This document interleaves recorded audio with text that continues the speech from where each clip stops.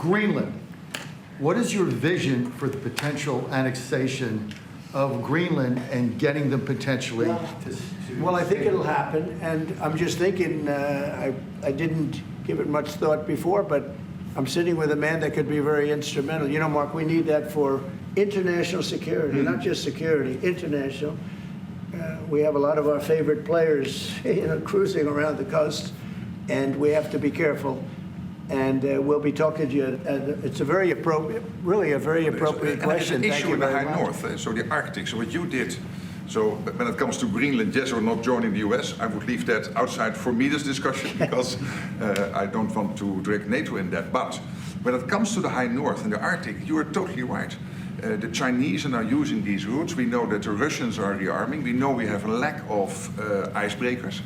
So the fact that the outside Russia, there are 7 Arctic countries working together on this under US leadership is very important to make sure that that region, that part of the world stays safe. And we know things are changing there and we have to be there.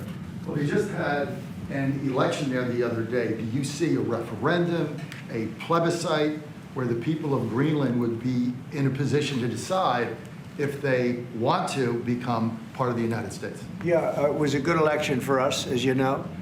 It was not a referendum. It wouldn't be called that. It was an individual election. But the person that did the best is a very good person, as far as we're concerned. And so we'll be talking about it, and it's very important. Mark mentioned the word icebreaker. So we've ordered, we're in the process of ordering 48 icebreakers. And Canada wants to know if they could use them. I said, well, you know, you got to pay for them. Think of it, Canada. We pay for their military. You know, Canada pays very little for their military because they think we're going to protect them. But even with the icebreakers, so we're going to order 48, and Canada wants to be part of the deal. I say, you got to get your own icebreakers. Then if you're a state, you can be part of the deal. But if you're a separate country, you've got to get your own icebreakers. Russia, as you know, has about 40 of them.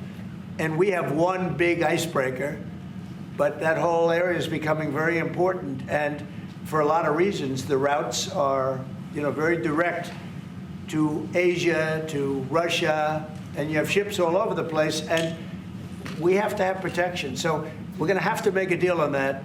And Denmark is not able to do that. You know, Denmark's very far away and really has nothing to do. What happens? A boat landed there 200 years ago or something, and they say they have rights to it. I don't know if that's true. I don't think it is, actually. But we've been dealing with Denmark, we've been dealing with Greenland, and we have to do it. We really need it for national security. I think that's why NATO might have to get involved in a way, because we really need Greenland for national security. It's very important. You know, we have a couple of bases on Greenland already, and we have quite a few soldiers, and maybe you'll see more and more soldiers go there. I don't know. What do you think about that, Pete? So, don't answer that, Pete. Don't answer that question. But we have bases, and we have quite a few soldiers on Greenland.